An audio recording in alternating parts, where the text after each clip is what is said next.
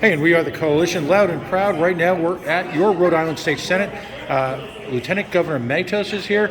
Remember, amongst the different roles she's had in her career, she was the council president of the City of Providence, Rhode Island City Council. So housing issues, which are the primary concern today at Senate Judiciary, are a major part of her portfolio, if you will.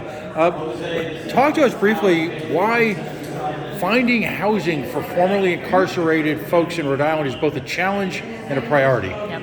I can tell you, based on my experience in the City Council, I used to represent Ward 15, which is Universal Silver Lake area. The zip code 02909 is the zip code that had the highest number of reentry individuals coming back into the community. The challenges that I saw firsthand trying to assist families that were trying to find a place to live is why I'm such a big advocate for housing. I have tried to help families that were victims of a fire trying to find a place to live. I have tried to help families that the City of Providence condemned their property.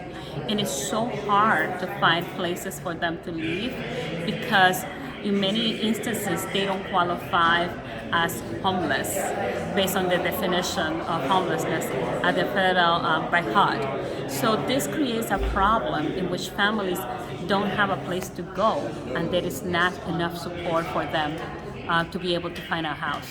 How can we possibly expect to fight reentry into the prison pipeline to combat recidivism if we can't find folks a place to live? Well, what we're doing right now, why I was here testifying, is the first fair chance in housing ad that we are introducing. We have introduced here. We're asking the senators to approve it. What we're trying to do is to make sure that whenever someone applies to rent an apartment, they're not looking back at their record, the criminal record that is more than 10 years, or they're not looking at their credit score. If the credit score then cannot look more than 3 years, because many individuals that are not able to find a home because they had already record, and many of those individuals have already their life has been with that issues for those years or more than 10 years already, and they're not able to find a home. There's also individuals whose credit score got damaged in many instances because of their student loans, and they're not able to find a home either. They're not able to rent. So that's why we're trying to introduce this legislation, to pass this legislation so individuals have a really fair chance at finding a home. And then just final question. Several years ago, the Rhode Island General Assembly passed legislation that enabled people to apply for jobs without interference from criminal records.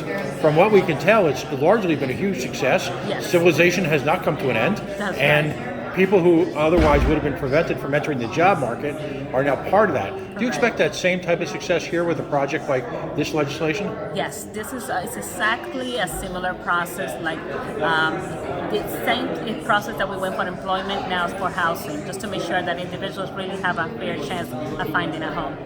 Thank you very much, Lieutenant Governor. We'll see you again. Thank you.